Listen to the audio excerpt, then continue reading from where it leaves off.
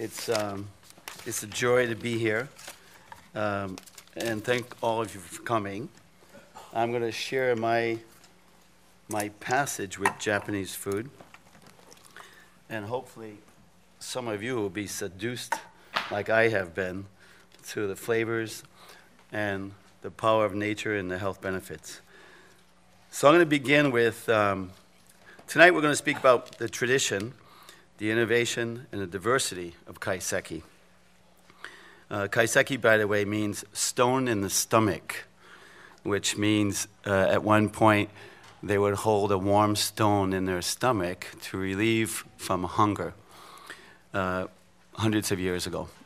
So basically, how I became interested in Kaiseki was in my original Bouley. I cooked for a lot of Japanese folks. I hadn't had time to go to Japan because I was always in the kitchen. And however, I did notice that there were certain things that the Japanese clients really loved. For instance, tomato water. I didn't realize the fascination with the tomato water. Many clients still ask me to make it today, but the Japanese seem particularly interested in tomato water. So later I understood the power of umami and understood that tomato is one of the vegetables that contains umami, the sixth sense. So how I was really exposed to Japanese Kaiseki was a client, Howard Stein, who is a real foodie. He had become a friend of Mr. Tsuji's dad. Mr. Tsuji had become involved in working in a different career. His father opened a cooking school about 50 years ago in Osaka and Tokyo. And I'm not sure how Mr. Stein met Mr. Tsuji, but Mr. Tsuji's son was working here for Mr. Stein in New York in the finance world. So one day Mr. Stein invited me out to Southampton to have a Kaiseki meal because they had brought in 5 chefs from the school, because Mr. Stein had become a real Japanese connoisseur of Japanese cuisine. So I went there. I took a night off. It was a big deal. I never took a night off, but I went out there and it was the best thing I ever did, because the first thing I learned was that when I was working in San Francisco, René Verdon, who was the chef of John F. Kennedy, used to let me use his library. This is 1984. And what I discovered in René Verdon's library was a Japanese cookbook that weighed about 50 pounds, of which Mr. Tsuji's father had written on French cuisine. And he had won the Legion of Honor for this book. So I was asking Mrs. Stein if she knew about this book and who wrote this book. It was a fascinating book. And she leaned over and said, "The man sitting across from you's father wrote that book." So of course, right away, I was all excited. And then food began. And I had never been introduced to Mother Nature and technique to bring out Mother Nature with such a purity. It was, we have our intellectual side, which we all use during the day, and then there are certain parts of the day that our animalistic side take over. Sometimes we walk into a restaurant and there's someone that gives us a beautiful smile. We had a really bad day, but we find ourselves smiling very quickly? Yes, we do. So through the Kaiseki, I understood the power of purity and power of nature, because it was making me feel things that I had never felt before. And growing up in a farm and living many years in France and working with 6 of the 12 3-star restaurants in those days, and I became very close to the chefs I work with. They moved me around. They shared me their culture, a lot of their personal challenges and benefits. I was able to really understand in the 70s and 80s. And when I had become on my own, I realized that I was a chef of Mother Nature. The earliest point of being a chef, I remember when I was a young person, and my mother was watching me try to take a peach off a tree, and the branch was bending down, and I realized she took my hand and put it on another peach, but pushed it up. At that point, she brought it back down, and she said, "This is the peach to eat." So when I ate it, my other brother had to spray the hose on me because so many bees were attacking me because of the juice from the peach. So this story is at 7 years old. So when I went to Japan, I was primed for that Japanese culture of understanding the power and purity of the ingredients. So as we continue to be exploring Japanese food here in New York, I had at that time closed Original Bouley, and I was on the way to Thailand to cook for the royal family. Mr. Tsuji knew I didn't have a kitchen, so he said, you're going to come a few weeks earlier, and we're going to teach you Japanese cooking, at least what the principles are. So we flew into Tokyo, and we made dashi for 4 days, and then we learned how to cut fish. All the fish arrived in rubber, clear plastic bags, still in the water. The fish was always alive. So all these different things that I was watching and learning, I became, as a chef, it was like my first day in the kitchen. And at that time, I probably had already 35 years in the kitchen, but I felt like I was starting over. And in terms of that week, what I was learning is a whole different structure of how to build a cooking culture, very different than France. And I was learning lots of technique. For instance, a year later, we were in Cape Cod with 4 chefs from Tsuji School on a professional fishing boat. And when I went out, because this was a friend of mine, and when I went out on the boat, the striped bass started coming onto the deck, and one of the senior master chefs of the school grabbed a knife and started killing the bass by cutting into behind the gill where the spinal cord is, and then tapping the tail. My friend, the captain, was watching this, and he's saying, David, what are they doing there? Because usually they take the fish, throw them into plastic containers, and cover them with seaweed until they get into dock. So what did I learn that day? I learned that the master was showing me how to prepare fish in a civilized way for the optimal flavor. Because after killing the fish, which was flopping around on the deck, and in 1 second they laid flat like a balloon that lost air, he put it in the ocean water, of which the hose were pumping to wash the deck, for minimum 2 hours. So now that we've killed the fish with no trauma, there's no adrenaline toxicity to the fish like we know in our animals. He put it in ocean water. Why in the ocean water? In ocean water, there's air. Do you remember your biology class when you cut the frog's arm and then you came back after recess and you touched the frog's arm and it jumped out? And your friend next to you has the rest of the frog and you're wondering, how is this happening? He's still alive? Well, the frog is not alive. The oxygen was moving the muscle. In the water is oxygen. The oxygen went into the incisions of the fish and pumps the huge fillet, the muscle, and cleans itself into the ocean water. Later that night, we did a kaiseki dinner for the Johnson Johnson family in Chatham, and I brought 2 fishermen just because I wanted them to be shocked. One had 5 generations of fishing, so we're 100 and something years old. And I held up the striped bass, which was clear as this cup. And you know striped bass, you all have eaten it. You see it on the market. It's got gray and red blemishes. It's never transparent. The fishermen were shocked. Why was it transparent? It was in the manner of how the fish was killed and the purity of the oxygen to rinse out the muscle of the fish. So when I first learned this in Japan, I was so shocked, and I was telling the master who was teaching me, and he said, why do you think it's so different? Do you put your cattle in a tractor-trailer truck in Wyoming and close the door and drive to New York and let him suffocate on the way to New York and then open his stomach in New York and clean him there? No, you do exactly what we do with our fish. So you can see, when I started to become trained, I learned that there was more than just recipes and ingredients that I was going to apply to my own life as a chef. So as we continued on my journey, in that week of learning at the Tsuji School, I realized that I have to come back here.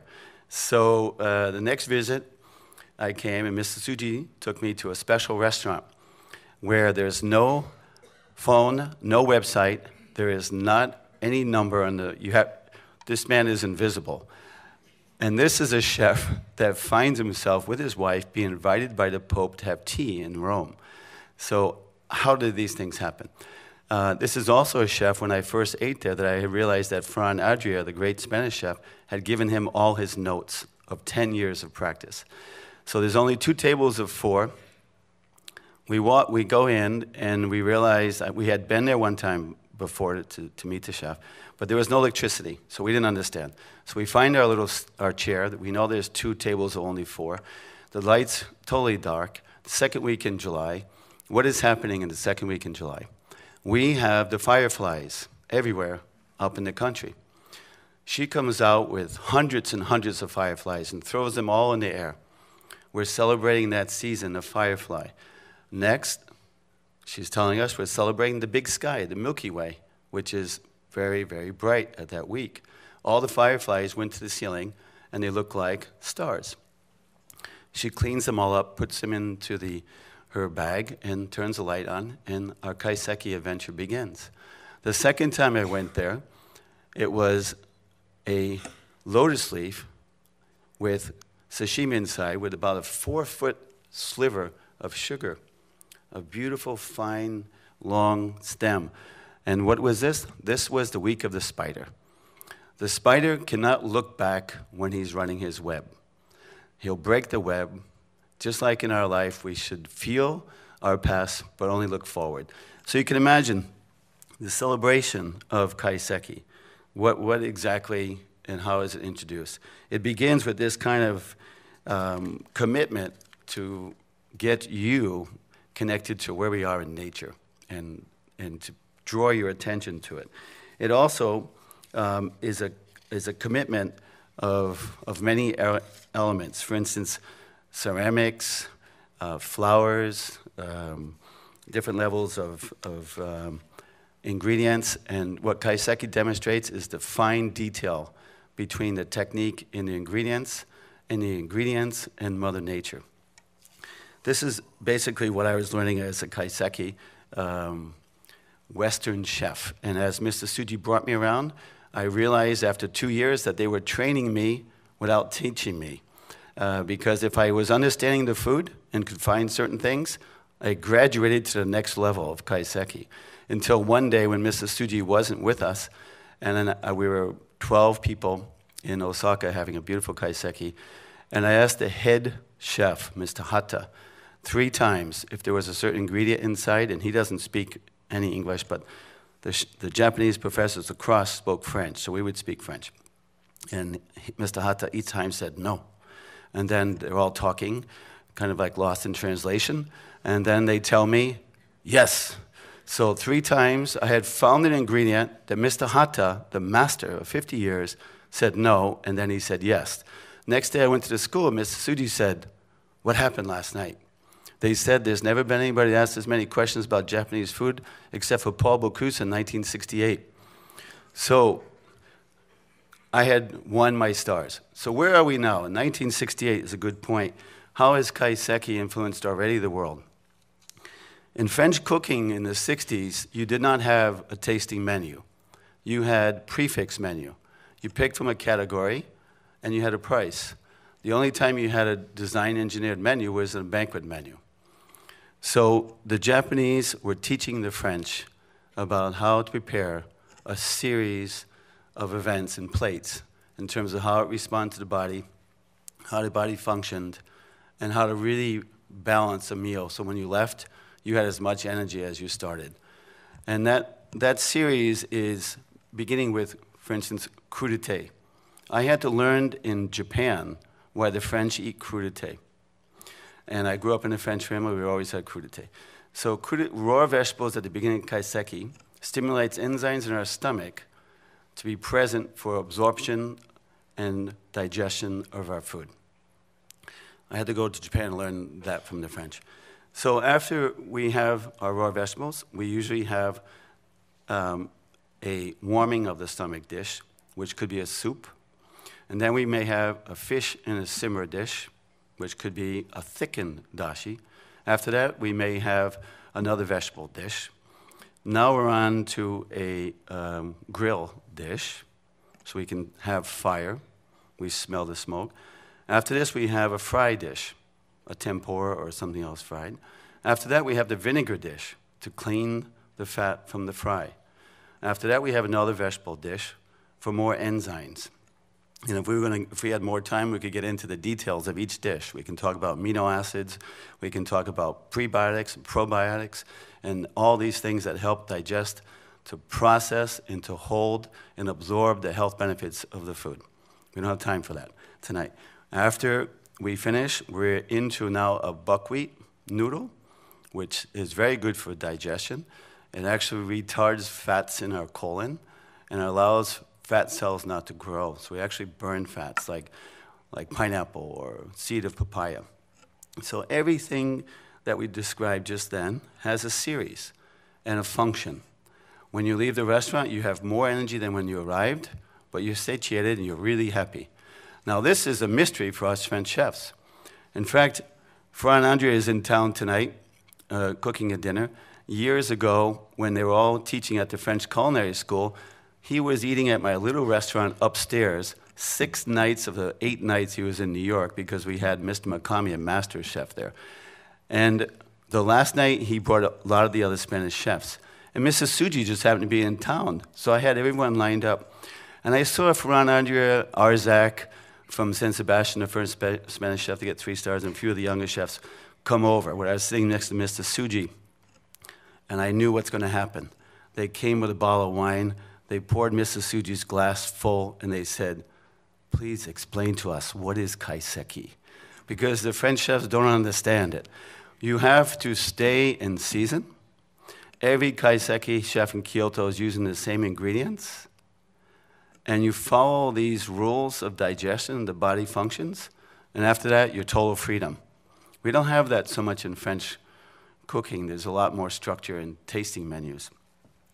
So the tasting menu in France, the French chefs in the 60s and 70s are now eating in Japan, understanding how to cook vegetables with lower temperature, the benefits of what we're all learning today, raw vegetables, temperatures lower than 80 degrees, not maxed over 125, 130, things that we're all starting to learn more about how to eat today. This was the big movement called Nouvelle Cuisine. I'm a student of Nouvelle Cuisine. I was working with the chefs in the 70s and 80s. So at this point, what am I learning? Where am I? I'm learning technique. I'm learning the celebration of food. I'm learning that food is more than just flavors. I've always been someone focused on seeing my customers again, because when I opened in Tribeca, we didn't have stoplights and streetlights there, and everyone was paying a large taxi fee to come and visit me. However, I did that so that they would allow me to cook, because when I was working in French restaurants in Midtown, the food was too heavy, too much butter and cream. A lot of times, the guest would arrive thinking how they're going to tell the chef to cook for them tonight. Could you put the sauce on the side? I don't want this, I don't want that. So why are we wearing a chef's jacket? When I opened up in the 80s in Tribeca, you made a journey. So I had you as a captain audience. I had already developed at least a few things that I would see you again, which reducing, when I opened Monche in 85, no cream, no butter. How do I get people to feel more energy so that they're going to come and visit me more often? And how do I introduce new things through the tasting menu? Which, by the way, in 1985, Drew and I used to talk about, we think that's the first venue in the country where we had a series of tasting menus. So later I was very interested in how the tasting menu worked and what were the benefits of a tasting menu. So the artistry of working with presentation, and how do we continue to slow a diner down to celebrate food at a different level. You know, just the mere fact of using chopsticks rather than a fork that sometimes is like a shovel can slow people down and taste food better. And the artistry of presentation, which I learned from Suji's school, everything is elevated. Nothing is really ever flat, if you notice, because that's how nature is. So everything on the plate is close to how it would be living in nature. And everything on the plate has to have some form of energy of which it had when it was living in nature. Now this is a level of semantics. We are now connecting to our food almost like we're eating right off the ground in the woods.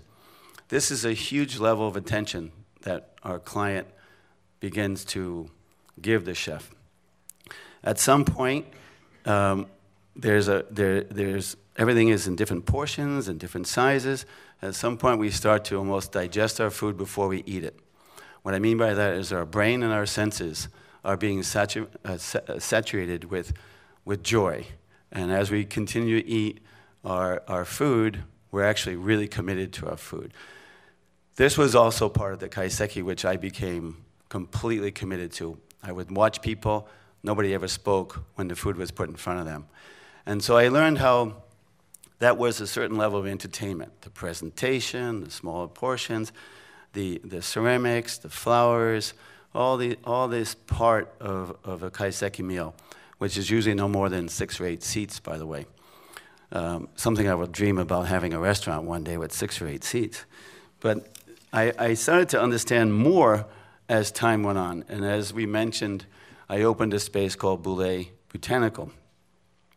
2 nights ago, we had Dr. Lamb, who's the dean of the Male Health Medical School, lecturing. A few weeks before that, we had Nick Gonzalez, who is one of the naturopaths of cancer. So over the years, when I was working in my original restaurant, I had started to work with a lot of nutritionists and doctors. And many times they told me what I should not cook. Why aren't they telling me what I should cook? So then I became, on my own, more interested, and I started to collect my own team of people. I would spend time with doctors and nutritionists and start to understand what should I be cooking. Because of this experience in the 90s in Japan, I realized that everything that was produced was for health benefits. And Japan is a very interesting, geographically laid out place. Its ocean coastline is 1.5 times the size of the United States. It has 15% of the world's commercial fish, and is only 0.5 the amount of land on the planet. So if you think about the amount of fish that those islands have in the coastline, there's no place like it in the world. And why do they eat so much fish? It's interesting because not only are they eating such a large variety and repertoire of fish, but there's no place in the world that has warm currents and cold currents arriving and making all these fish athletes. They are training. They're out there swimming in this water. And as you all know, there are so many benefits of our own bodies to go from a hot sauna into a cold bath of water. So they have these geographical areas and benefits that no one has on the planet. However, if you ask a Japanese woman like Mr. Tsuji and other companies did a number of years ago, there was a survey done with what people would prefer to cook at home. And the first choice of everyone's menu would be cooking vegetables. So through the vegetables is where I became more and more interested, and that's what compelled me to want to know more about at home with different nutritionists and doctors, because we started to understand fermentation. Fermentation is in every, excuse me, is in every course that a Japanese kaiseki meal offers you. We don't have fermentation very often. The Europeans still do. They have their kefir, they have their sauerkraut, the French have the cheese. There's still a lot of fermentation areas, have a lot of pickles. You know, it's very interesting to understand the power of fermentation and the benefits from a health point.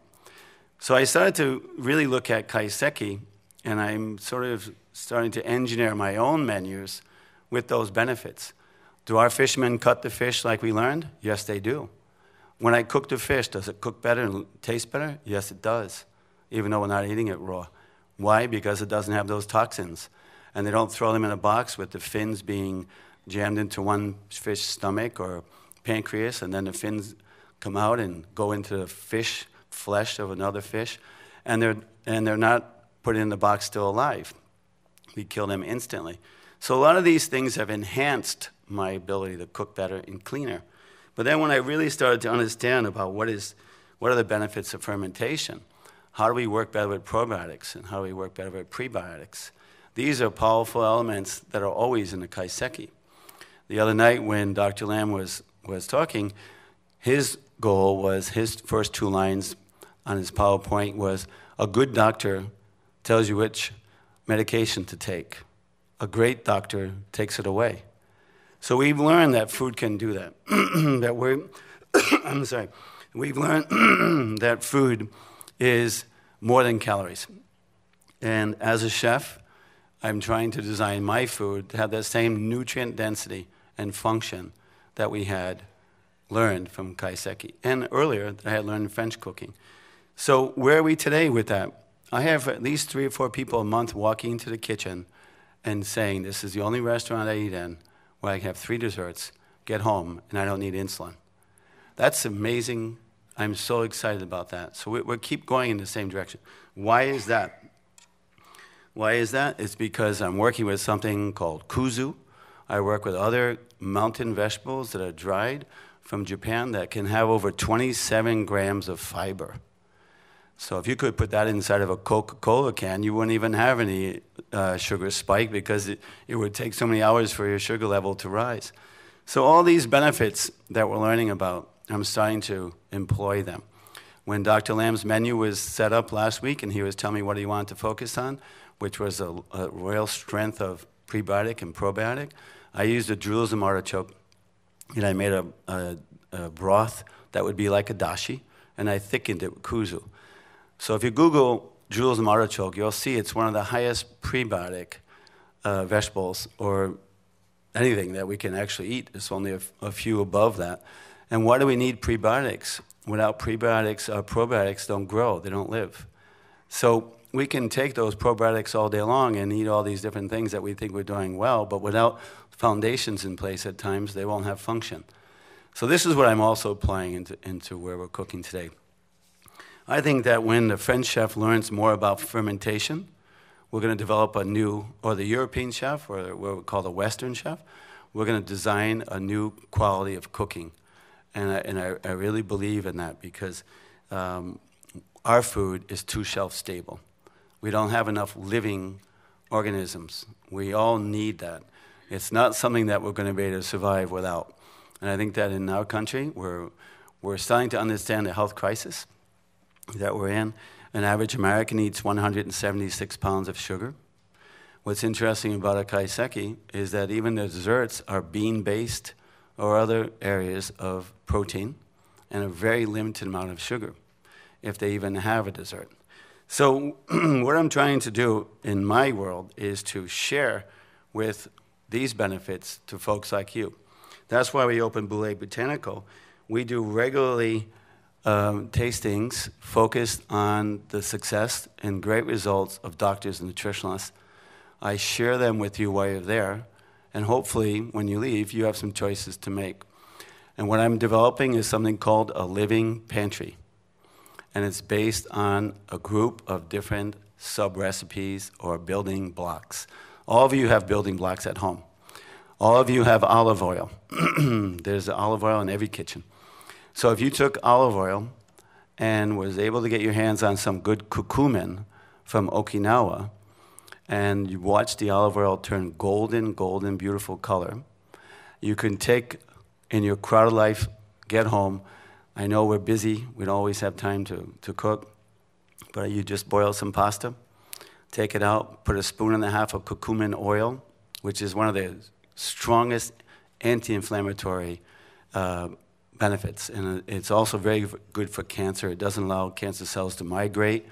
It doesn't allow them to develop beyond where they are. So curcumin from the turmeric plant is one of the keys in the length of life in Okinawa. So how do we get it into your home? I get it, first you buy it, you drink a bottle of water, and then you have an empty bottle, you put some curcumin in the bottom, you put some olive oil on top, you forget about it for 2.5 weeks, and then it becomes this golden color.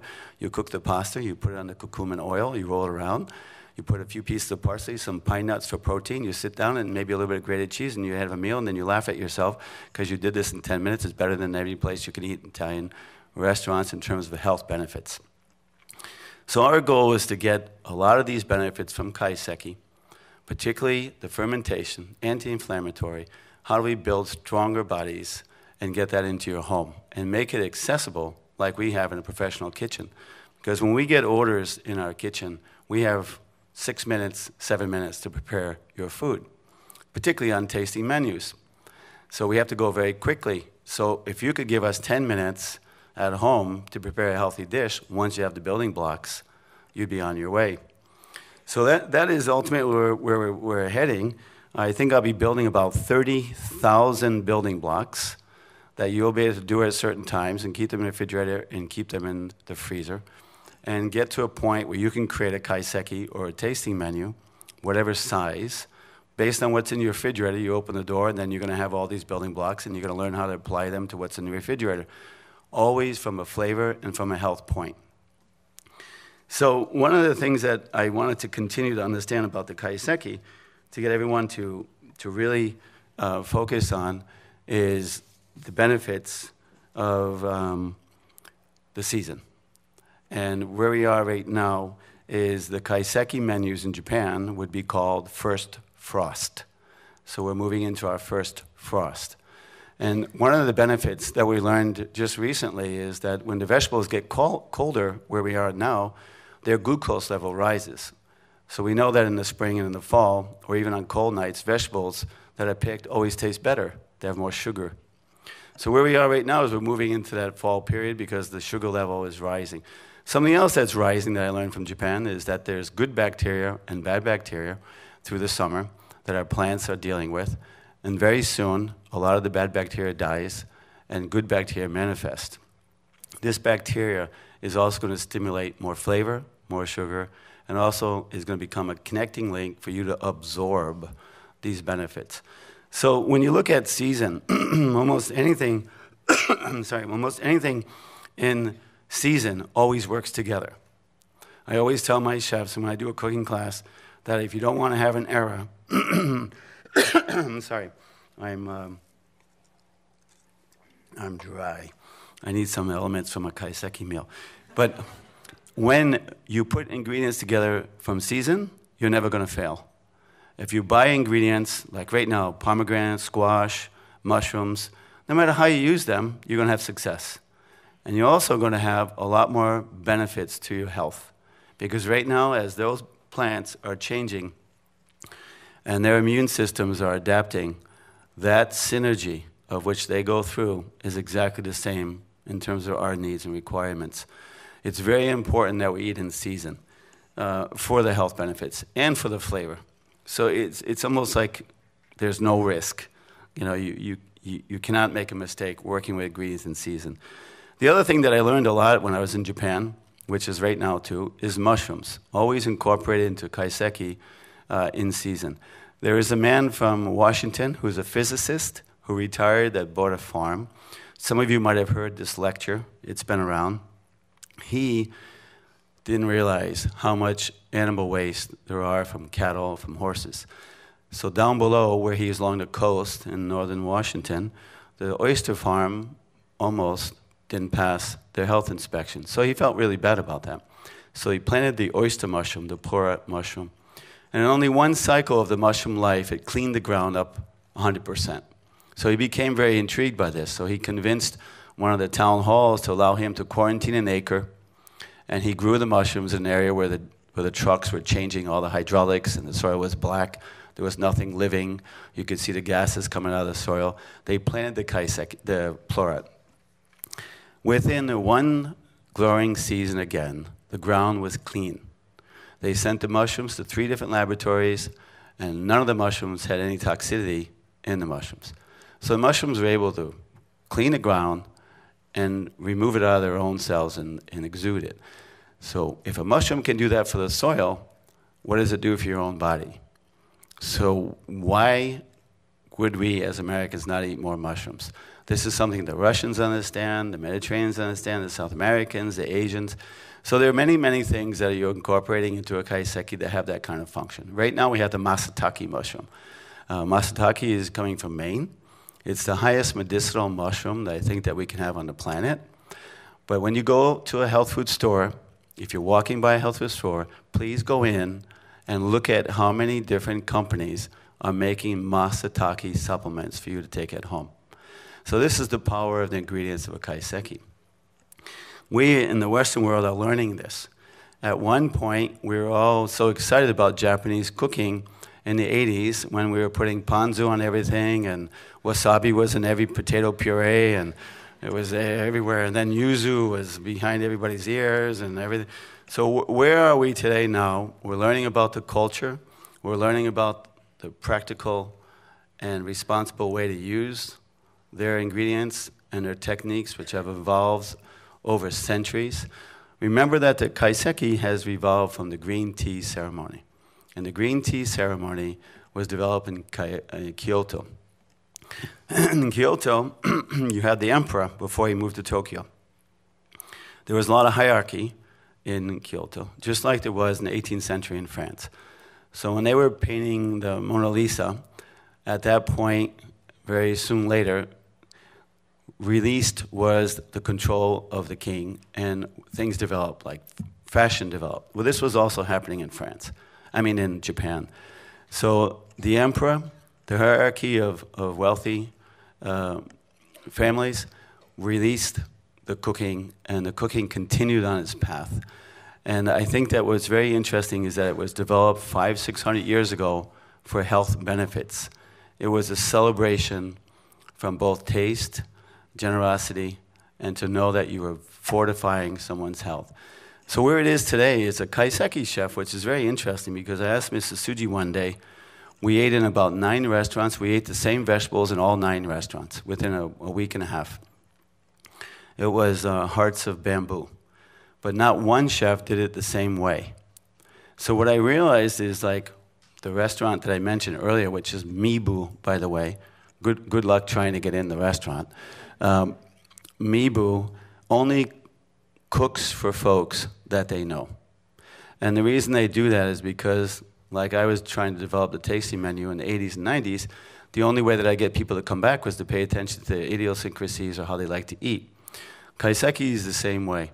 So when I asked Mrs. Tsuji, how do they develop all these different recipes, they said the client challenges the chef. And the chef responds to that challenge and develops food that satisfied his small group of clients because he knows them. I think this is also very important from a kaiseki. There isn't a kaiseki that's rolled out that isn't already been in tune with the people that are going to be eating it because most likely the chef knows his customers. This advantage and this feature is really outstanding for us when we prepare menus to understand our customers and how they like to eat. If we can get to a point where we can quantify the nutrient density that we're going to offer our customer based on the customer's needs, we will be very close to a normal kaiseki restaurant. What that means is if we can understand that this person needs more probiotics, or this person is having issues with inflammation, or this person doesn't get enough of amino acids, we would be able to design a kaiseki menu that would be able to change that part, and they would be just celebrating a good night out. I think this is where we're going to learn as well from the kaiseki, because the kaiseki is more than just a night out. It's like being in a spa. You're energized, you're healthy, your whole entire system is lit up, and you had an incredible list of flavors, textures, and an incredible intimate relationship with Mother Nature that you didn't know Mother Nature could produce. The first time I started eating certain kinds of things, like, let me explain how I met the chef Mibu. This is a chef, by the way, who water is so important that when he went to cook at Ferran Adria's restaurant about 7 years ago, it's the only time I see Ferran Adria actually laugh and cry, because they were all waiting at the restaurant, 40 people. They knew there'd be a couple cars, maybe a van. The 2 cars came, but then there were 2 tractor-trailer trucks. He was only cooking 5 nights for 8 people. It was a government, Spanish government and Japanese government, and the airlines combined supporting this. This is a chef that in the second tractor-trailer truck was 500 kilos of water from Fuji Mountain, shipped to Barcelona. So I started thinking years ago how important the water was, because when you drink a coffee in Venice or in Milano, the water is from the Dolomites. But do we think about this? It wasn't until the professors were up in my house in Connecticut, and they took a piece of kombu, and they knew that it had a well because I live in the woods on a mountain, and they put the kombu in a pitcher, and then I saw them sneak off to bed. I didn't know what they were doing. I thought they were preparing something for the next day. So the next day we take the pitcher, the kombu has inflated, we drank that water. It was one of the most tasty waters that I've ever had. So I get very excited. So I come back to New York. I put the kombu in my pitcher. I opened the tap. I was living on 10th Street at that time. I put the pitcher in the water in the refrigerator. And the next day I'm dreaming, and the night I'm dreaming about how great this is going to be. And when I wake up in the morning, I drink this water. It's the worst thing I've ever had. Why? Because there's chlorine, there's lime, there's fluoride, there's all these things in the water. So this is the level of detail that when you spend time eating kaiseki meals, or if we can as chefs, or even you folks at home, learn how to incorporate some of these choices into our eating habits, we will develop. We will be healthier. We will go into a different world. But who has time to think about the different tastes of water? I think today we are thinking about water because I see the quality of water increasing. I see the cost. Look, people on the average spend more money for water than they do for beverages, and soon it will be more expensive than certain alcohol beverages because water is so important to us.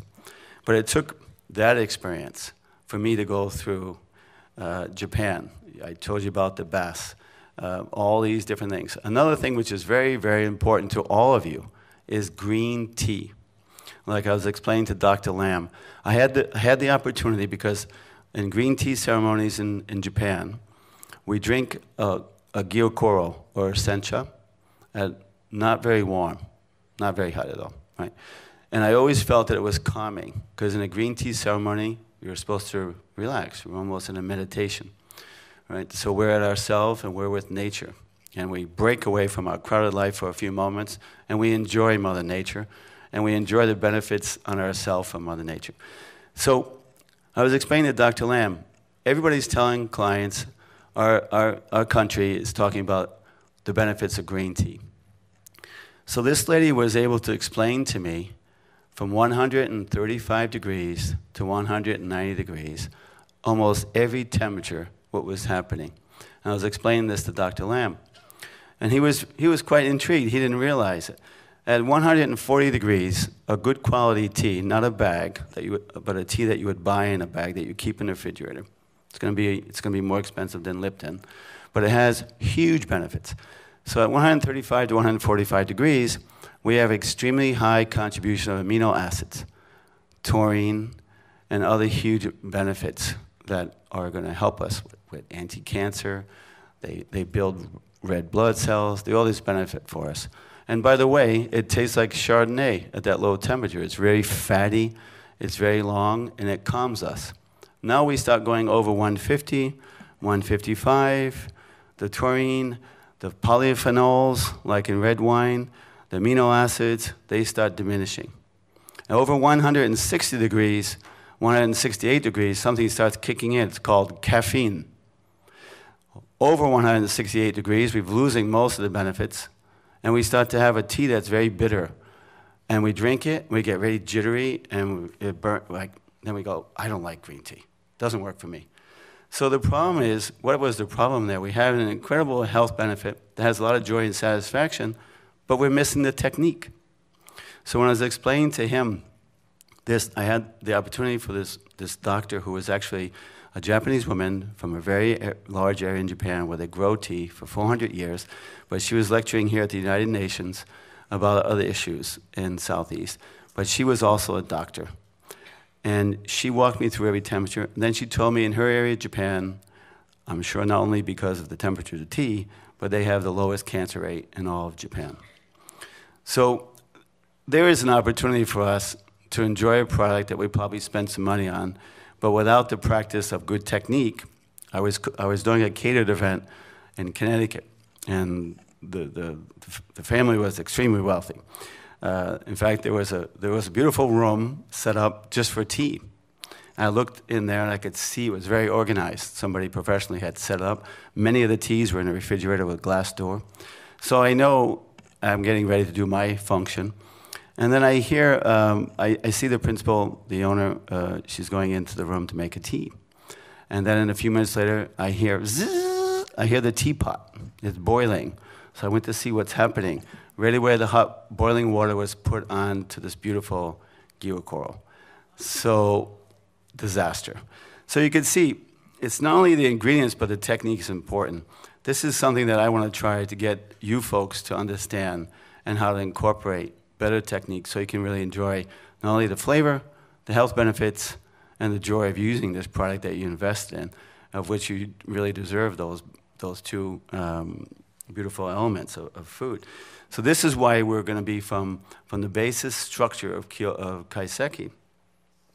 I want to try to develop this living pantry based on the engineering and the values or the features of Kaiseki and make it available for you to get home. For instance, a salmon dish that you're going to have in a few minutes is a wild salmon from Japan. I mean, from Alaska. And we rinsed it in homemade verbena tea oil. And in that tea oil, we also put in other herbs from botanical that are hugely health benefit. We put that into the miso, and we rinsed it on top of the fish for 1 hour. And you've all had black cod. Black cod is fatty, melts in your mouth like foie gras. Well, my Japanese chefs can do that with the driest fish on the planet.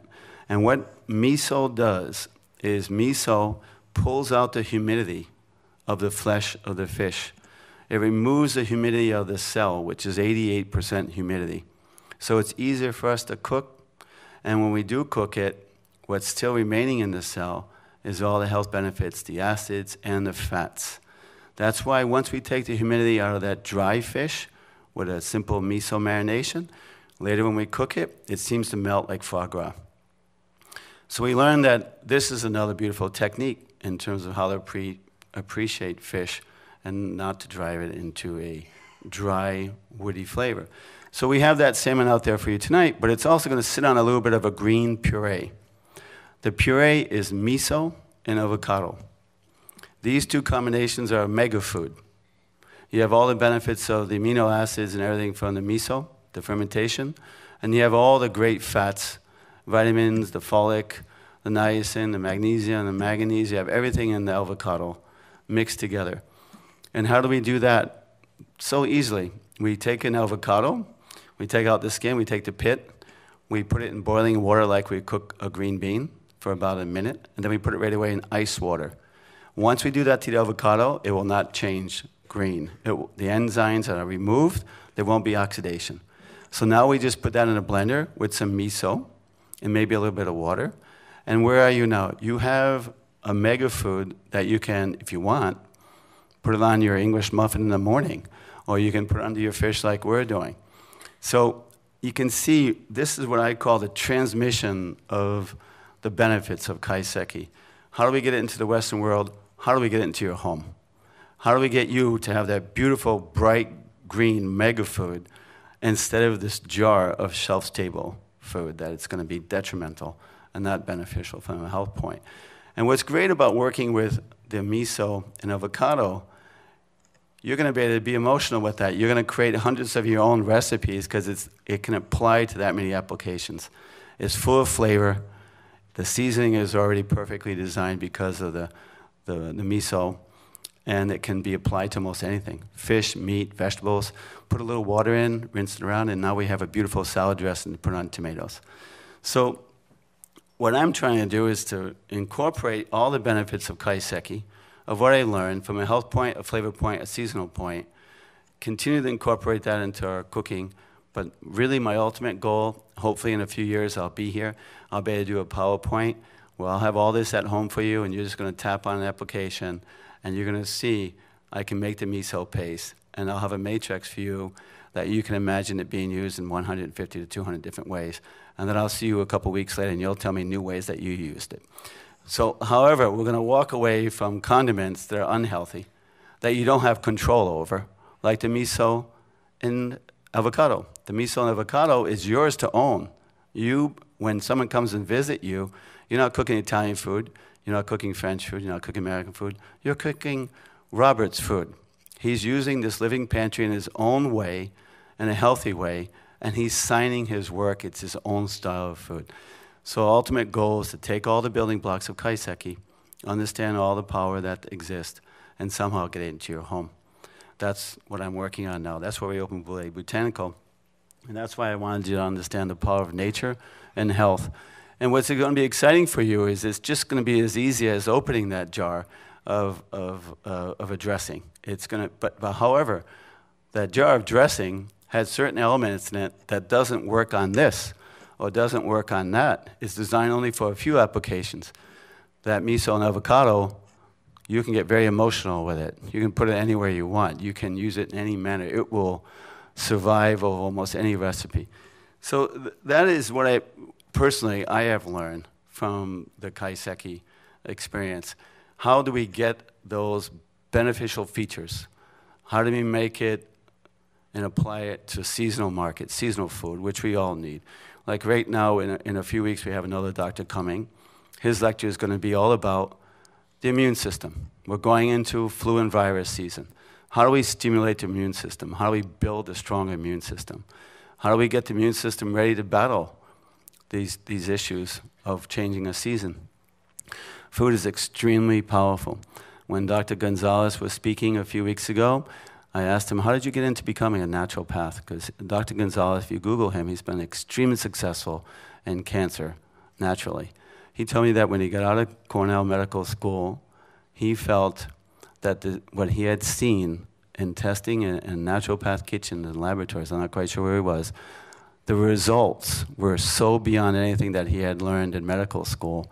He was so surprised with food being beyond calories and the power of food that he decided to translate his entire career into becoming a naturopath. So what I wanted to do is very simple. I just want you to cook healthier food. I want you to eat more living food and not eat what I call dead food, and to realize that living food is more versatile, that you can design your own use for it, and it's always going to have flavor, and it's always going to have the health benefits. This I had to learn through Kaiseki, because learning in all the French food in Japan, in France, there were a lot of reasons we did things, but there were a lot of areas that I didn't understand why we did things. You know, it wasn't until that bass went into the water tank on the boat that I realized why I blanch vegetables in boiling water with salt. Because in water, there's an incredible amount of oxygen. So when we put salt in the water, we remove the oxygen, because heat can't transfer through air. It transfers through humidity. What cooks something is never heat, it's humidity. So you can take dried beans and put them in the oven and put them at 200 degrees for a whole month. They will never cook. But when you soak them one night in water, the next day they're going to cook. So we remove the air out of the boiling water when we blanch our green vegetables so that the heat mass is more dense, more like oil, so that we can very quickly shock what we're doing with our green vegetables, which is basically cooking enzymes out so we don't have oxidation, and we have this beautiful color and all the vibrant nutrients are available. So I had to learn that through watching this man kill bass and put it in water, and then later thinking about why did you put it in the water for 2 hours minimum? Because the air has to do its thing. And then I realized that when we put salt in boiling water, we take the air out, and the heat mass can do what it's doing. It doesn't raise the temperature of the boiling water. It doesn't boil it. It may boil it quicker because, again, your heat is traveling through an absence of air. So heat will not travel through the bubbles of air. So these kind of things are what I'm learning from Kaiseki. I know that I could talk to you about so many kinds of recipes that we've learned from Kaiseki, and I could explain to you what I've learned in terms of how our bodies function. But it's an immense amount of information that we can apply to our cooking in the Western world, like I mentioned several earlier. Tonight you're going to have a little chip. It's a little flat chip. Some of you folks have eaten my restaurant. I've had it before. It's kuzu. How many people know what kuzu is here? Oh, good amount. Great. We're getting there. The last time I did that, 2 hands came up. They're both from Tokyo. So I felt, kuzu is in the sweet pea family. If those folks who are here who have grown in the South, it's called kudzu.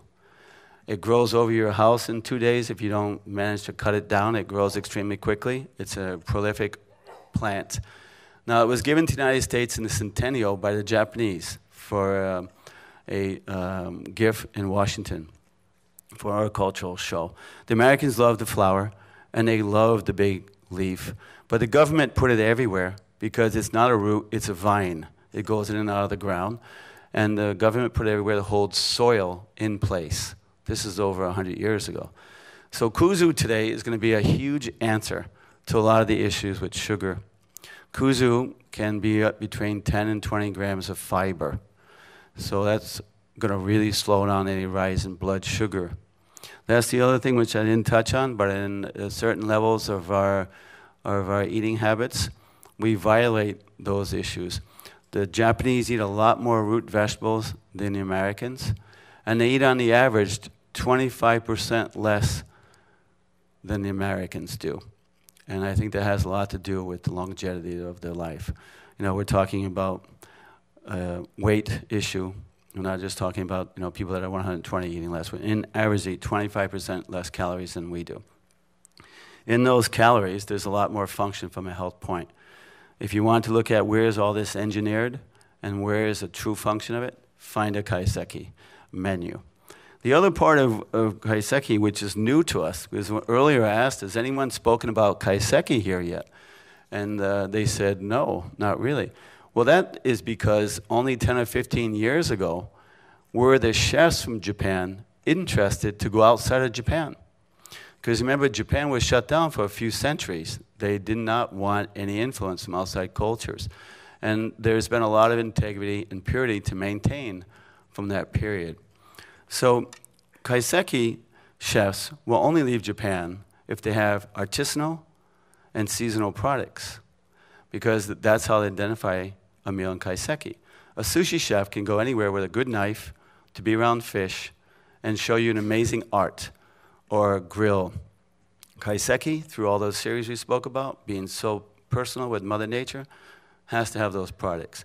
So when I came back about 15, 14 years ago with 3 suitcases and I smuggled all this stuff in, and I shouldn't have, but I went to see those big wholesalers in New Jersey. I had it all lined up down a long banquet table, and they all came and sat with me because I've been bringing things in from Japan since the hamachi, when we were buying it fresh in 1987, so they kind of knew I was interested in this.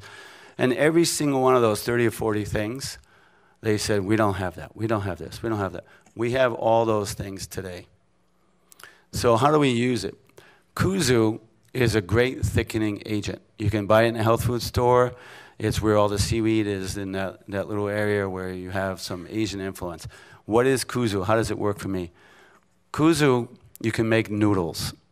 You can make bread. You can make this cracker. You can use it to thicken your soups, your consommes, to beautiful textures.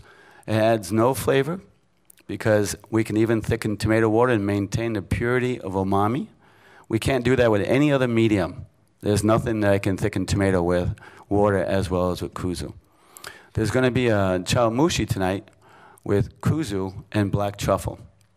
And a chef just came back from Japan, and he told me that everyone is doing black truffle and dashi now. And that was a chef that was cooking in my upstairs restaurant where Farhan was eating those 6 nights out of 8. And that poor Japanese chef of mine kept coming to me, Mr. Mikami, who won 4 stars over 31 years ago, the first Japanese chef to get 4 stars in the New York Times. And he would say, that Spanish cook is here again. What do I do? He's talking about Farhan Adria. And why would he come back? He could eat anywhere in New York. He was so excited about what Mr. Mikami was offering on a kaiseki. So the kuzu, after you walk through a monastery in Kyoto, normally the first thing you eat is kuzu noodles. Because now you have cleansed your spirit, you've done some spiritual work. The first thing you're going to do is to enhance your body. And kuzu is that powerful. Kuzu would be something that you use at home, like arrowroot or potato starch or other things that are high glycemic that you don't have to use because you don't need any more sugar. Stay away from anything high glycemic. But getting a little bag of $8 or $9 of kuzu, and if you want to thicken any kind of broth, even dusting it on top of a fish and putting it into a pan, you're going to see the most amazing crust. One of the dishes I had in the last kaiseki, the chef took a bass fillet and cut it all in lines and cross, and he had it all like little tentacles sticking up, and he dusted kuzu powder on it, and he poached it in a dashi. Now the kuzu cooks transparent immediately, so every little piece of the bass was dusted with kuzu, and after only a minute being poached, it was like it was covered with a clear noodle. And so it was amazing when I tasted that. Every little piece of the bass just busted open with flavor. So you can imagine the benefits of using that instead of what you're used to in a conventional world.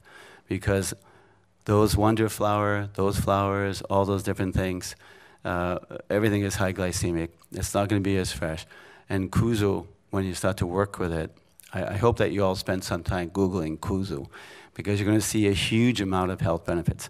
Last time, another chef that was in is cooking only Chinese food in Japan. He's Japanese. And he had this bag of little chips, looked like rice. And I didn't know what it was, but I did see that something was 25 grams. So this chef, his name is Wakia. He's a celebrity chef, an Ironman chef.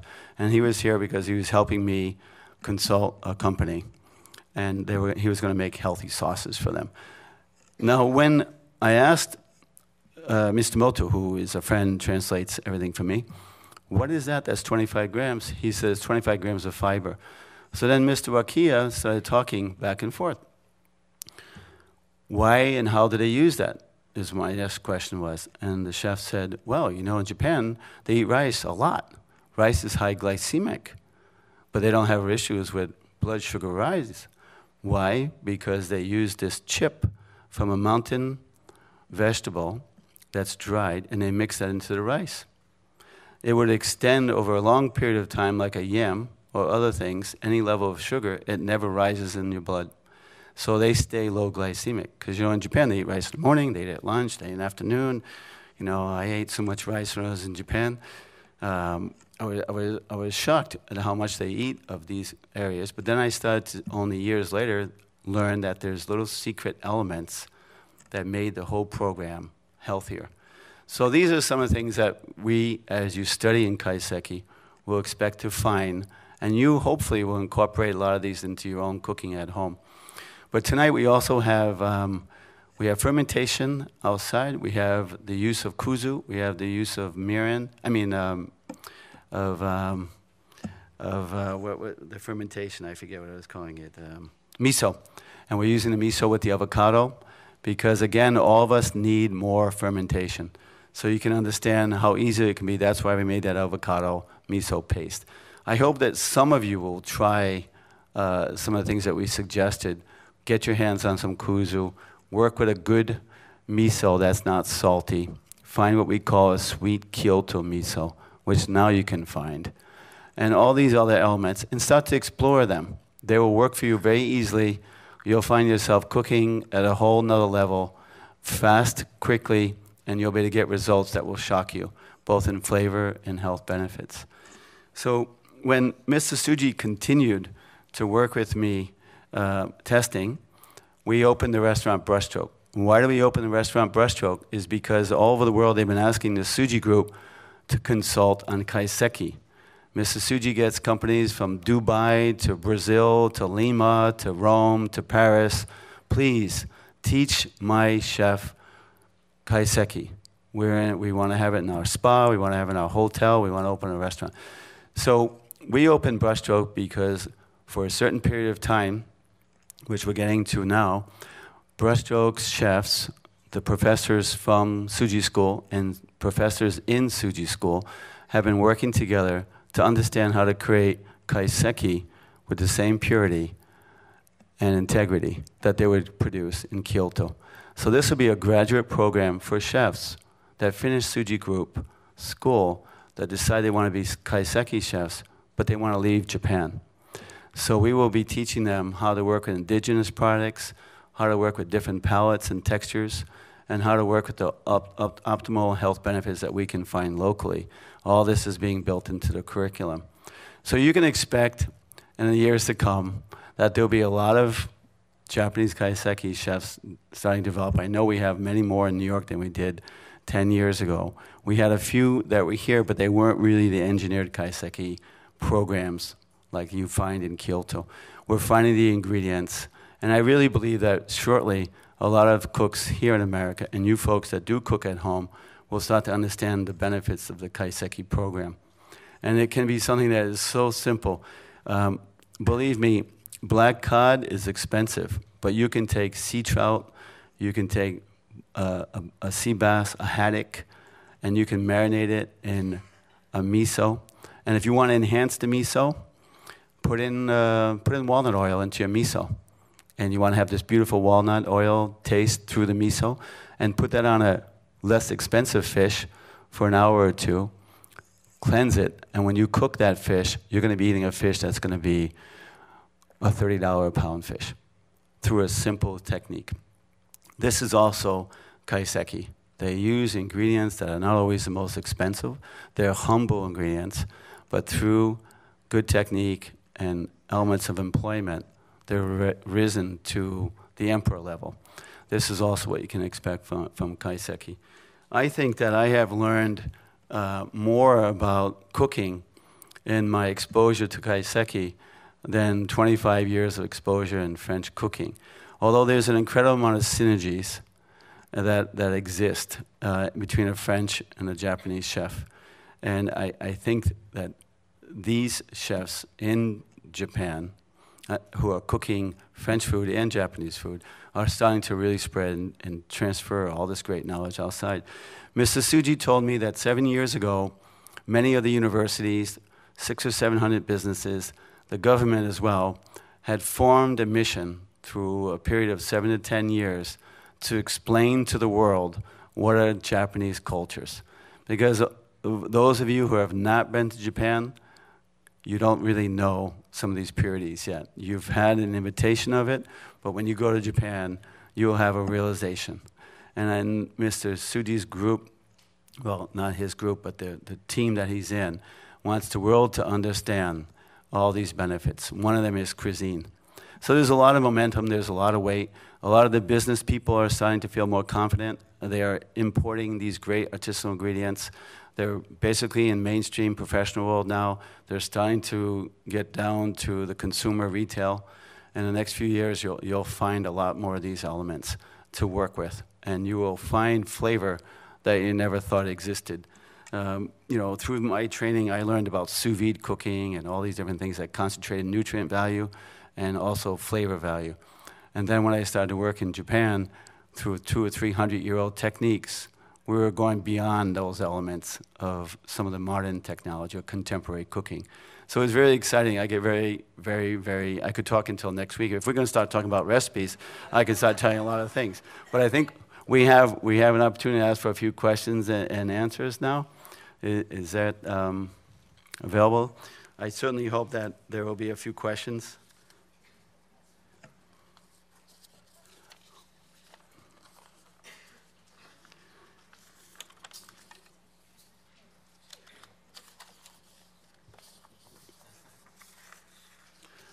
You mentioned you like to teach. Where are you teaching? Where are you? Oh, I see, okay. I was teaching for a number of years in my Bouley test kitchen, which is on Warren Street. If you go to davidbouley.com, you can see it.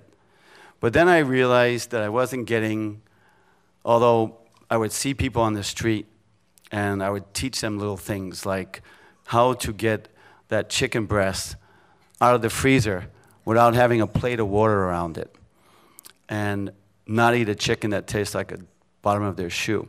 So what I explained to them was that in 32 degrees, when you put something into our freezer, the product starts to get cold, that chicken breast, but then the cold mass produces heat, and it climbs over 32 degrees.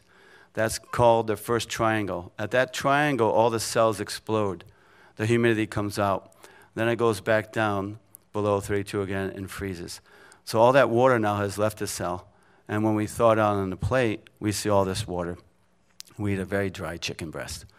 So I would teach them, put a bag of ice down, put the chicken breast on top, another bag of ice, put it in your refrigerator for at least 12 hours before you put it in the freezer. And you're going to accomplish what we accomplished with a $20,000 blast freezer. And when it goes into below 32, it will go so deep so quickly that it will not have the triangle above 32 or such a small one. And then your chicken breast is almost like it was never frozen. So there were a lot of things that we're sharing with them. And by the way, never thaw out something out of the freezer in room temperature. Take it from the freezer in the refrigerator, because the cell rapidity of temperature change will rupture the cell as well, and all the humidity will come out. So I would share a lot of these things. I started to do the building blocks. But what I decided to do now was to create these 25 to 30,000 building blocks, which could be garlic oil, or let's make it healthier. Let's put beautiful sweet roasted garlic into coconut oil. And now we know we have brain food, we have digestive food, and we have all the benefits of garlic. And that lasts 1 year in the refrigerator. And now you don't have to chop garlic, make your fingers smell like garlic, your clothes smell like garlic, the whole kitchen smell like garlic. 2 days later, you still smell like garlic. You use the garlic oil. And so all this is what I'm building.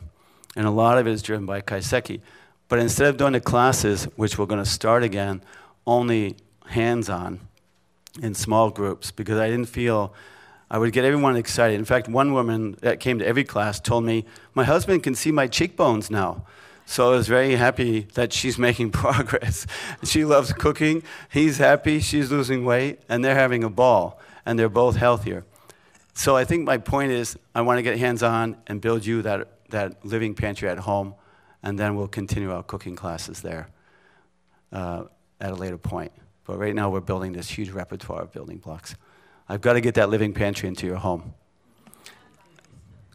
No, it's going to be a few more years. We've got thousands and thousands of building blocks to build. And it will be very simple. There will be a matrix, and you will just open the refrigerator, see what's there, or go to the market, see what's, fall in love with something, bring it home, and you'll have the building blocks ready to execute to enhance what you bought. Are there another question? Yes? Please? Yes? I just wanted to, thank you.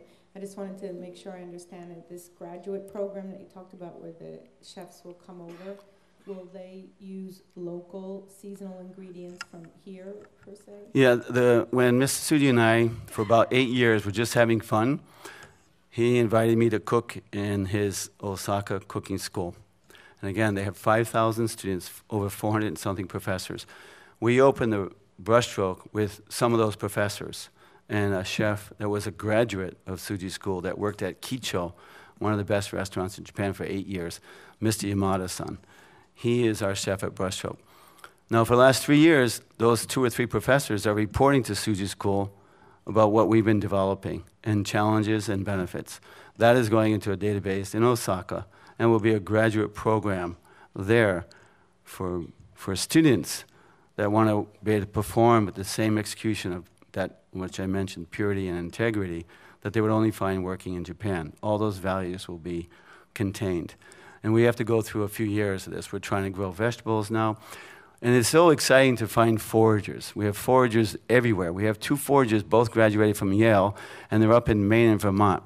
And I know there's some Japanese folks here, but there's an herb called kinome. Whenever we can grow this kinome in the United States, it's going to become the most popular aromatic herb that the Western chef has ever seen. Now, these foragers found, which is actually the leaf of the Central pepper.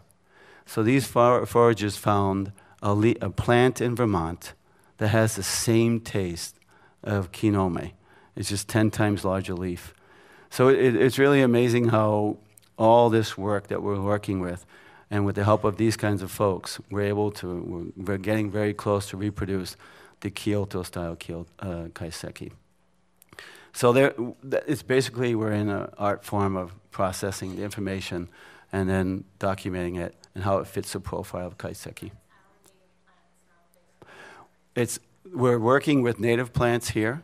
We are developing a lot of, if you have eaten a Japanese eggplant in Kyoto or a Japanese eggplant in Osaka, all you do is cut it open, put a lemon on it, and eat it like an apple, and you have had an experience that you have to sit down and think, why have I been eating those other eggplants, and how can I get this Japanese eggplant? So certain things there's no substitution for. We have to learn how to grow them.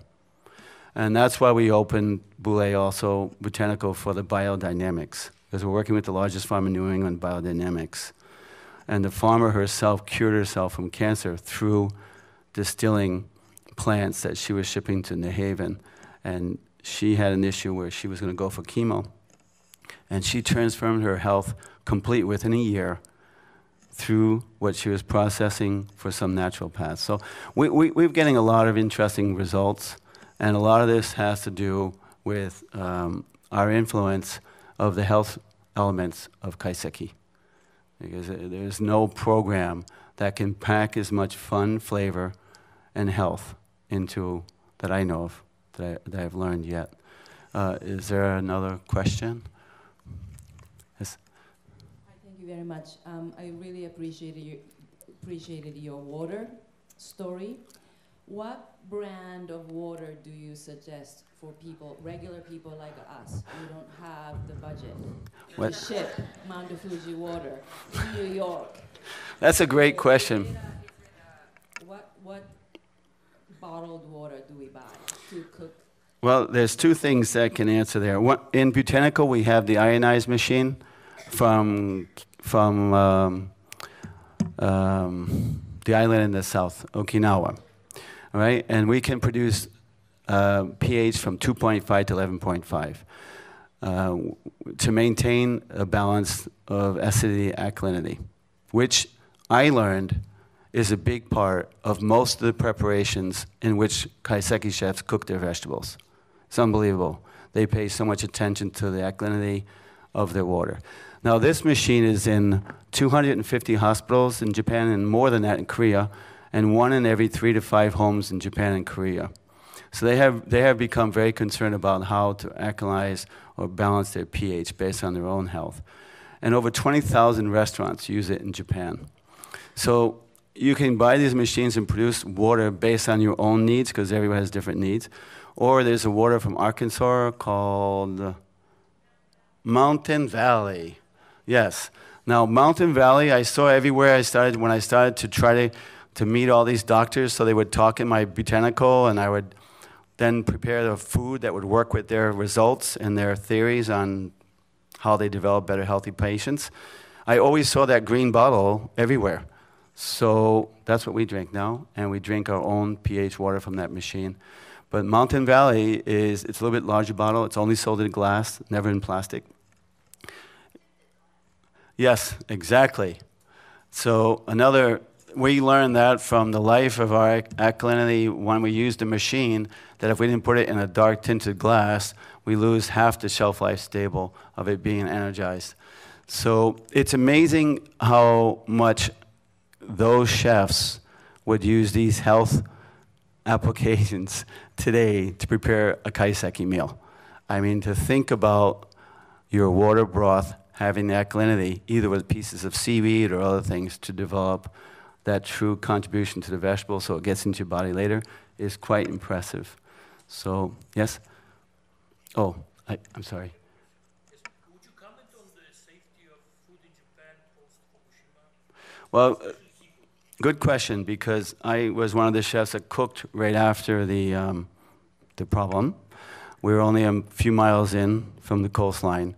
And then later at Mr. Tsuji, I was able to see a lot of the controls. I've already been through now 15 years of understanding how they take care of their food. Don't forget, they're an island. They're very concerned about health. They've had many issues greater than that to deal with from a culture. So I was invited to lecture 3 years ago at the Boston Fish Show with the FDA.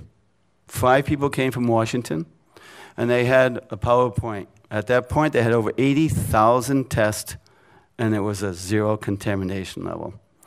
So their own processing, which is beyond due diligence because of their own personal health issues, is more than satisfactory. The FDA folks that were there shocked the audience that they hadn't found one contaminated product coming out of Japan. So I wasn't surprised, because I watched how they do so many things. You know, the detoxicity. Every piece of fish that you see at the sushi bar, except for maybe tuna and the shellfish, has been salted. So they lay it on bamboo, put salt down, put the fish, put a little bit more salt, turn the wooden board, and watch a water run off. So they've already killed the fish properly. Now they're detoxing further the fillet of fish. That also gives you that texture, that crunchy texture.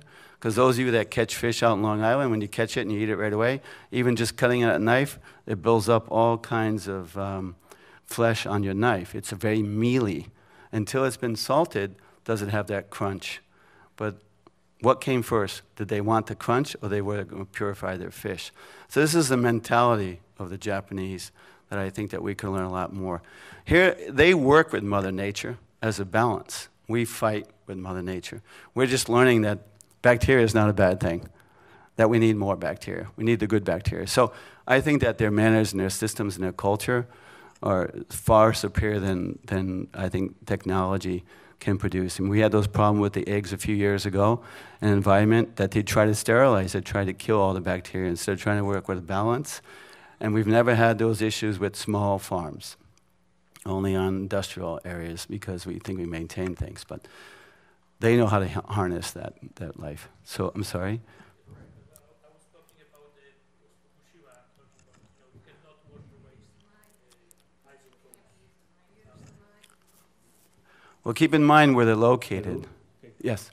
Yes, I was talking about radioactive contamination. Yes, no, I understood that. Yes, but because you cannot wash it away, or instead No. it's actually embedded in the flesh or salads and so forth. Right. I have a close friend in Tokyo, and he now and then, he tells me, oh well, right now we got radioactive lattice or whatever, So, Well, those were questions I was asking also when I was there. It was only a few weeks after. And, I had to do some due diligence when I lectured at the Boston Fish Show. We were focusing mostly on fish. But I was very impressed with the results of the FDA. I'm sure there are concerns and I'm sure there are issues, but I think they know how to deal with it. I think that this is something that they have had a lot of practice. Is there another question? I thought I saw another question somewhere. Yes? As a daughter of the South, I was intrigued by the kuzu. I was intrigued by kuzu. Have you ever cooked with kudzu? Same thing. I know it, but have you ever, because it's No. Really, I'm curious if that's We- an opportunity. We have a little room in Bouley. It's called the Chef's Pass. And on the tasting menu, there's always one ingredient that is artisanal. It could be pistachio from Lyon, and it's in the dish, so it becomes central. And when I go back to get on the next course, Mr. LeBlanc would be on Skype, and you talk to him with a microphone. So you get to meet the artisanal person, and you learn from him. Like the first time we did cheese, one woman asked Rudolph in France, who ages 400 kinds of cheese, 5 generations of growing goat cheese, when did man first learn to make cheese? And he was very quickly saying when we all migrated, animals would fall, this thousands of years ago, animals would fall, and when they eat the animal, they always discovered a block of feta. So they learned that the animal had a fuel tank ready for migration from its own rennet and milk. So where we are today with kuzu is I was doing a dinner one night, and I had kuzu being picked in Japan, kuzu being used at Kicho. I had a professor in Tokyo talking about kuzu, and I had a New York nutritionist talking about the value of kuzu, all live. And I had Kevin Ryan in the room. And I know under the table, he was building his next billion-dollar company, how he's going to take the weed down in Georgia and turn it into the healthiest thing that we can eat. Because when we can make a pizza dough with kuzu, we will retard all the problems with sugar. And this is an uncontrollable weed, which doesn't grow that way in Japan, by the way. Yeah, it doesn't grow like this. So we've got to learn. Someone's going to take kuzu in the United States and solve an incredible amount of gluten issues because it's non-gluten. The other issue with the gluten issue, because the monastery folks, they won't eat any animals, right? So they eat a lot of gluten because they need the protein.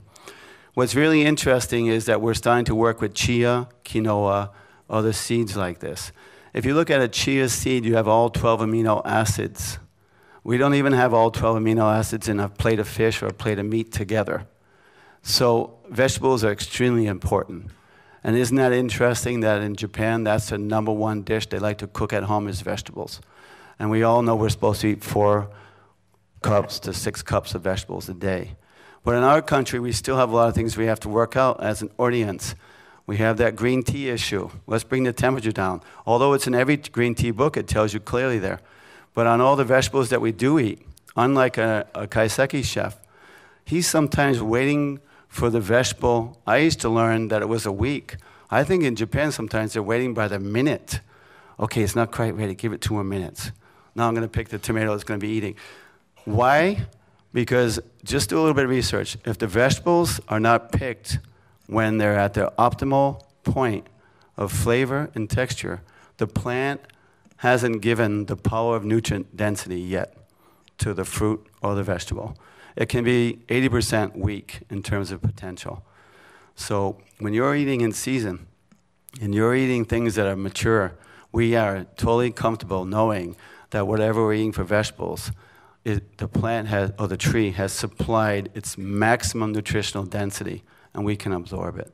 Because if we're going to eat 4 or 5 cups of vegetables a day, you might as well eat 4 or 5 cups of vegetables that are going to produce 100% of its contribution, and not only 20%. These are the values and the features of Kaiseki as well. That's why you never violate the season, which is very close to European cooking as well, and French style of cooking. We are too convenient. We get used to eating blueberries, all year round, and asparagus in the winter. But no, that is a really good question. I've been using kuzu for 12 years. I did a demonstration at the French Culinary School with Dorothy Kahn about 10 years ago, and I just told her that the really high-quality one can cost as much as truffles, but I just told her it has no flavor. She said to me, David, why do I want to pay that much for something that costs a truffle that has no flavor?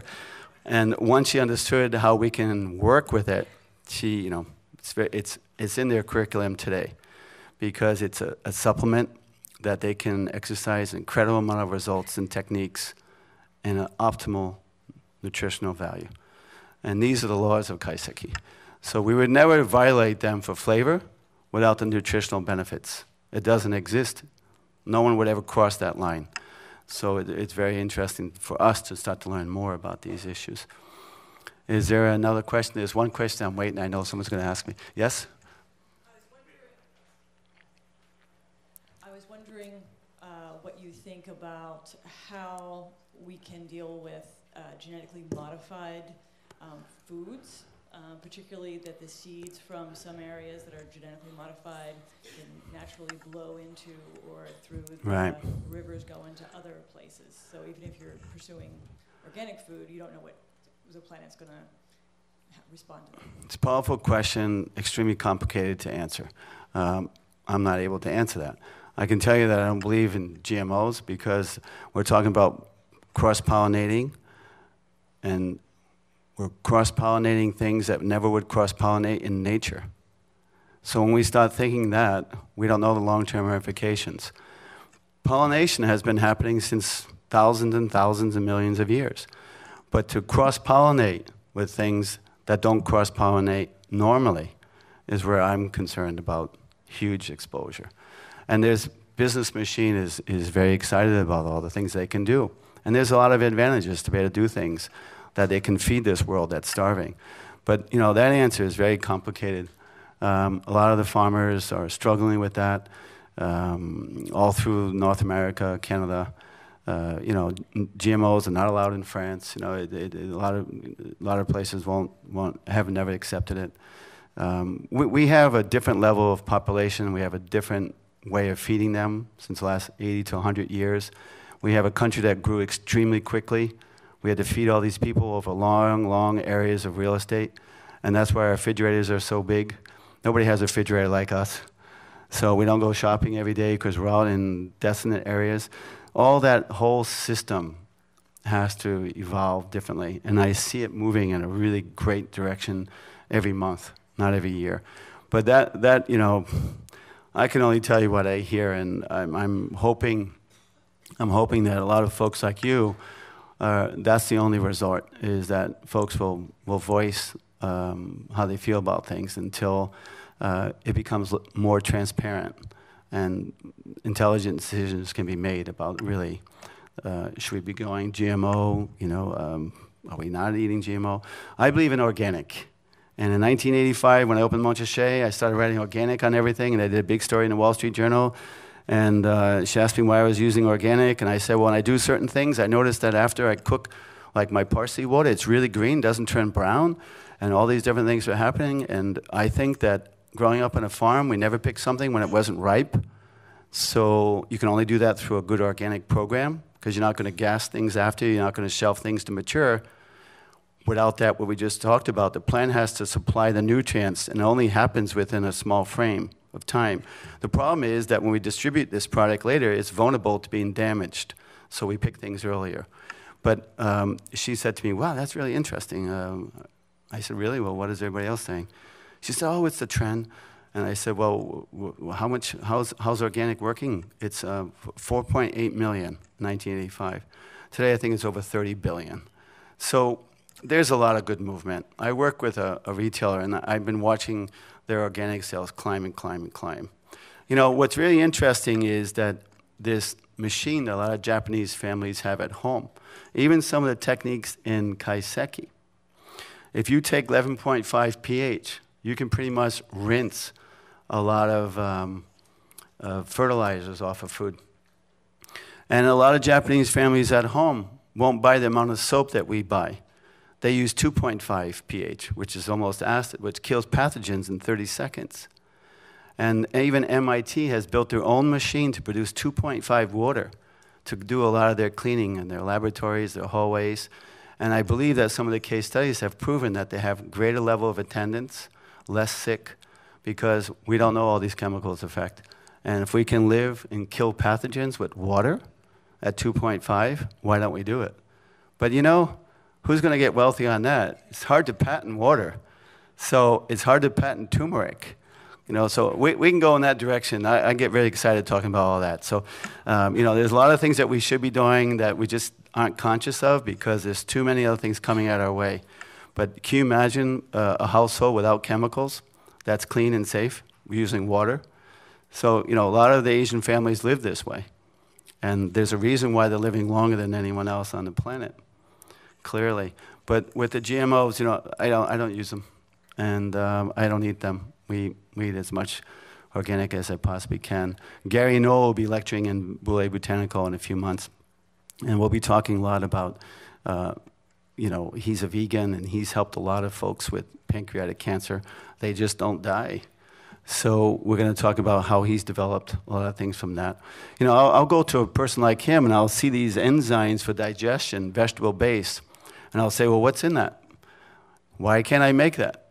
You know, why do I have to have somebody buy it in a bottle? And then I learn it's pineapple stem, it's papaya seed. These are powerful enzymes that help you digest food and absorb food. So I'm trying to get it back to where it was pre-industrial, and I think that there's not me, only person doing this. Everyone is becoming conscious of these benefits.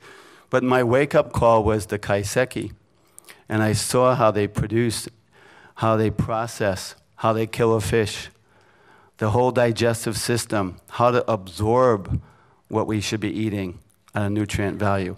All the compounds that are necessary to be around certain kinds of food so your body can absorb the true potential nutrients. All this is in a Kaiseki and has been there for centuries. So this is a style of eating that we have to think more about. And why I went biodynamic, when we had the dean of Cornell Medical School in Botanical celebrating a few weeks ago, I told him it was everything was biodynamic here. And he and I started talking in the corner. You would think that we were two kids that just got a new bicycle. And for 45 minutes, all we talked about was bacteria. And the first thing he told me was, a powerful bacteria, not just in your colon, in your digestive system, but everywhere, on your hands, in your hair, everywhere, is more powerful than a superior designed DNA for active and long life. So bacteria is the biggest buzzword. Kaiseki has fermentation in almost every single course. When do we get exposed to fermentation? When are we living, why are we not eating more food that supports our good bacteria and our immune systems? You know, a lot of it has to do with issues that are heavier than I can get underneath of right now. But hopefully there'll be a lot of people that are going to celebrate these issues. Are you all hungry? Okay. Does anybody else have one more question? There's the one question I didn't hear tonight. But well, you know, is there a Japanese person that wants to ask a question here about Kaiseki in America? Okay, here we go.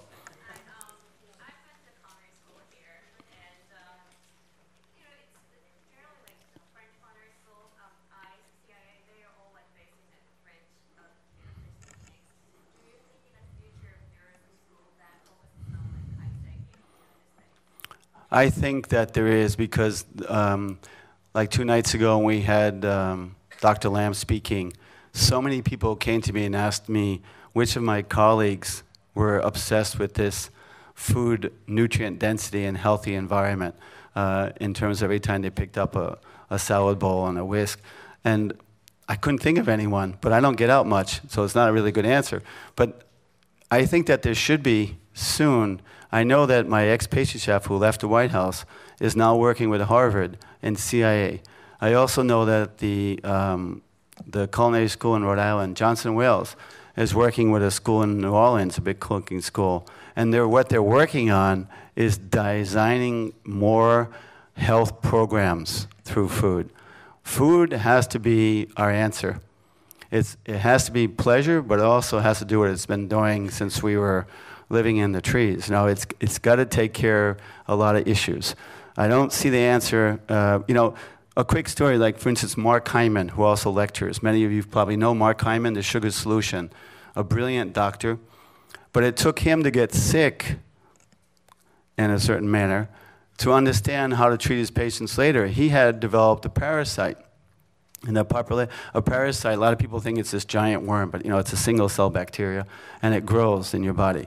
So he became a host for his own nutrition. All his nutrition was feeding this community of parasite. So he was feeling weak. He wasn't really, his colon bacteria wasn't absorbing nutrients because all those other bad bacteria were in the front seat. So how does he take care of his patients today? He goes after the system, not the symptoms. And he's, like Mr. Lamb said, a good doctor prescribes the right medication. A great doctor takes it away. All these people are using food to get the results. There isn't anything else. What else is there? So food is the answer. And to use a model, what's the healthiest way to eat? Study Kaiseki. I think there's no program that's been designed over centuries that has all the answers, particularly in today. How to absorb and pass out fats, how to support our liver function, how to deal with sugar, how to get toxicities that are fat soluble to become water soluble so they can pass out of our bodies. All this is in Kaiseki. It's really amazing. Every nutritionist or doctor, when I start spending time with them, will call me within a day or two of saying, can you tell me more about that? Because the results are there. We studied Okinawa cooking for a few weeks over the years, where the longest longevity of women now in history, with the biggest gap ever in history, in terms of how long they're living compared to the rest of the planet. And what we learned there is they use a certain bacteria that even the rest of Japan doesn't use. They have developed bacteria because they're a different island. And then combine that with the coral calcium, the white milky water from the coral reefs being pumped into their vegetables. And then how much pig they eat for collagen and other benefits. Because when they cook the pork belly, they cook it so long that the fat is removed and you have this sponginess. That's collagen, 100%. So all these different things in Okinawa were really amazing for us. In fact, when we all went there, when we went back to Osaka, in the Osaka test kitchen, even some of Mr. Tsuji and Miss Tsuji was shocked at what we were doing for results. We took this red bell pepper sort of fermentation bacteria, and we put it on a block of tofu. And within 1 day and a half, that block of tofu melted like brie cheese. It was so beautiful because the bacteria was doing its thing. So I really believe that if we're all going to get healthier, we're going to eat a little bit less sugar, and we're going to learn that bacteria is not a bad thing. And the answers are, a lot of these answers are in Kaiseki cooking. Keep in mind that there's thousands and thousands and thousands of recipes in Japan. We only know a small amount of it from sushi and sashimi and some grill and a few other sauces.